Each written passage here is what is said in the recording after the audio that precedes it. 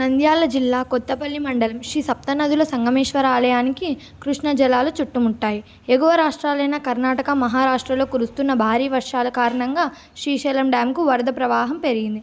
ప్రస్తుతం శ్రీశైలం డ్యాం నీటి మట్టం 833 అడుగులు చేరుకావడంతో శ్రీశైలం బ్యాక్ వాటర్లో ఉన్న శ్రీ సప్తనదుల సంగమేశ్వర ఆలయం చుట్టూ నీరు చేరింది. మరో 24 గంటల్లో సంగమేశ్వరుడు కృష్ణ జలాల్లో మునగనున్నాడు. సప్తనదుల సంగమేశ్వరునికి ఆలయ అర్చకులు తెలకపల్లి రఘురామ శర్మ చివరి పూజలు నిర్వహించారు. కృష్ణమ్మకు చీరె సారె సమర్పించి హారతి ఇచ్చారు.